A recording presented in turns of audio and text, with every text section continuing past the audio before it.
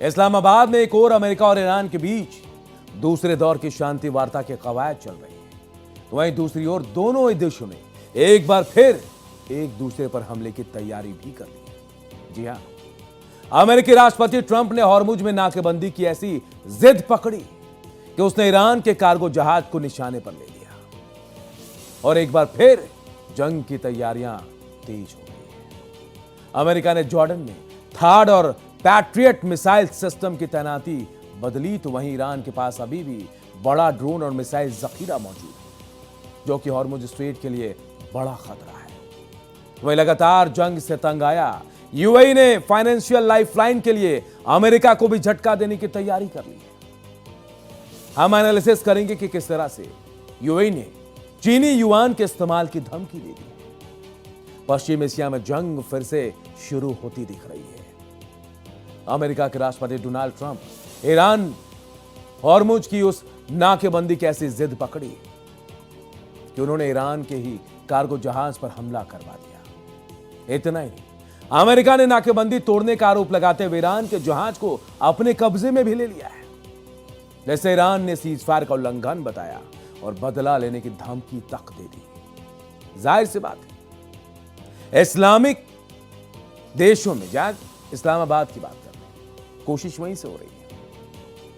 इस्लामाबाद में दोनों देशों के बीच समझौते के लिए दूसरे दौर की बातचीत से पहले, यहां के पहले वो टेबल पे पहुंचे, उससे पहले तनाव बढ़ गया है।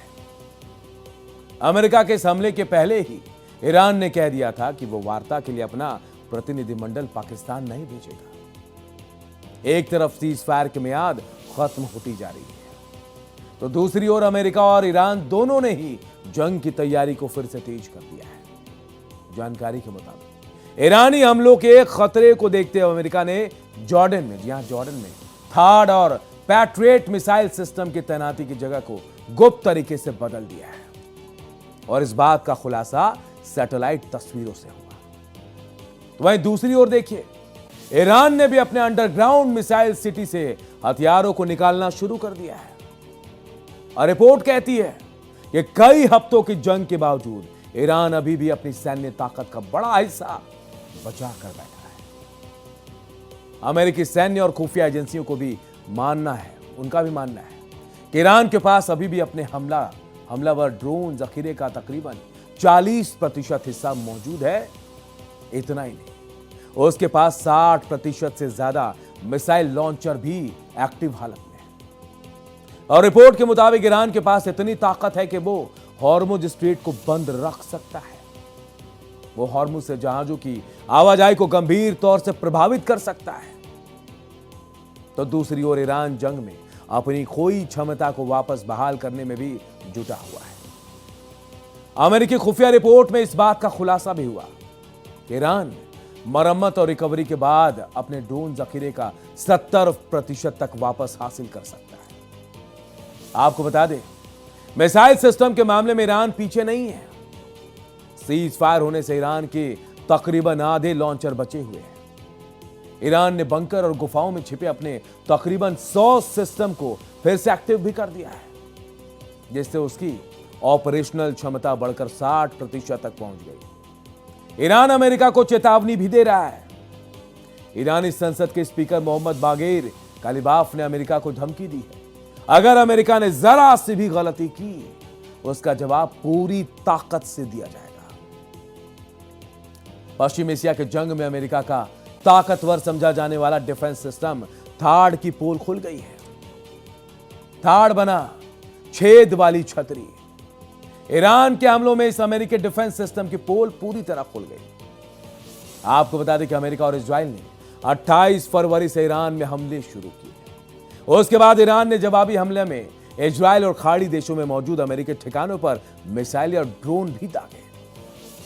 ईरान के इन जवाबी हमलों ने अमेरिका के एयर डिफेंस सिस्टम को सवालों के घेरे में लाकर खड़ा कर दिया। ईरानी मिसाइलों ने जिस तरह से खाड़ी देशों में टारगेट हिट किए, उससे कई एक्सपर्ट अमेरिका के थार्ड जैसे एयर डिफेंस सिस्टम को छेद वाली छतरी बता रहे हैं। खाड़ी देशों में सवाल है कि क्या उन्होंने वाकई एक सही चीज पर अरबों डॉलर खर्च किए।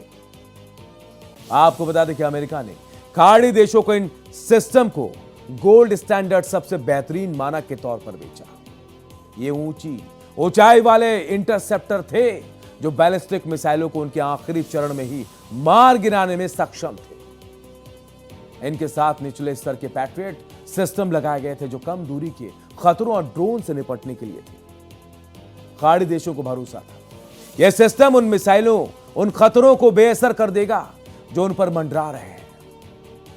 हालांकि 28 फरवरी से 8 अप्रैल तक चले युद्ध में ऐसा होता तो कहीं दिखा ही नहीं।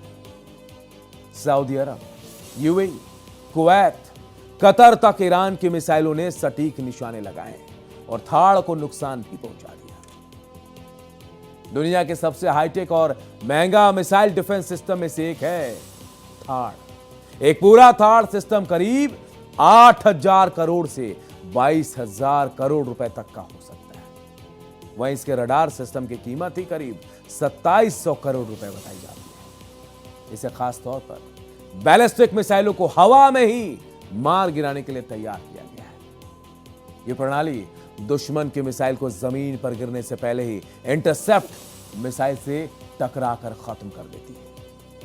ताड़ की मारक क्षमता की बात करें तो करीब 150 से 200 किलोमीटर तक होती है। इसकी खासियत यह है कि मिसाइल को अंतरिक्ष के किनारे या ऊंचाई वाले क्षेत्र में ही नष्ट कर देता है, जिससे जमीन पर नुकसान बहुत कम होता है। ताड़ की सबसे बड़ी खासियत उसकी हिट टू किल तकनीक है, जिसमें इंटरसेप्टर मिसाइल सीधे दुश्मन की बैलिस्टिक मिसाइल से टकराकर उसे हवा में ही नष्ट कर देते हैं।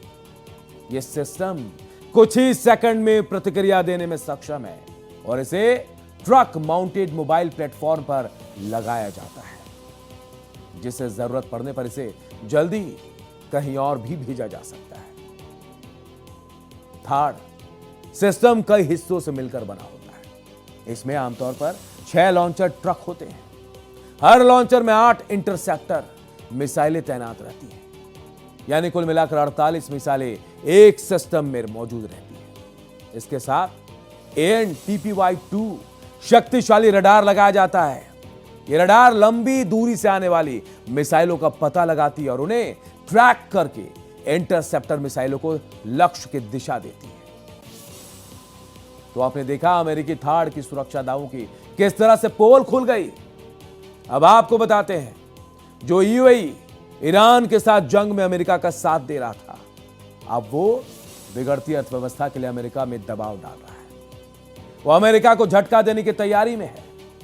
यूएई ने साफ कहा कि हम अमेरिकी सुरक्षा की हमें जरूरत नहीं है।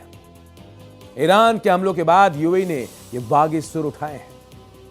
यूएई में मौजूद सैन्य बेस हटाने की मांग भी तेज हो गई है। यूएई का मानना है कि अब समय आ गया जब यूएई को अपने देश में मौजूद अमेरिकी सैन्य ठिकानों को बंद करने पर विचार करना चाहिए। उनका तर्क है कि यह बेस अब सुरक्षा के बजाय एक बोझ बनता जा रहा है। यह चर्चा ऐसे समय में हुई है जब ईरान अमेरिका के बीच सीज फायर लागू है। हालांकि सीज फायर के बावजूद दोनों देशों के बीच तनाव कम नहीं हुआ है और समुद्र में जहाजों की जब्ती और ड्रोन हमलों की खबरें लगातार आ भी रही हैं। लेकिन फिर भी यूएई है कि अमेरिकी सैन्य बेस को हटाने की मांग कर रहा है।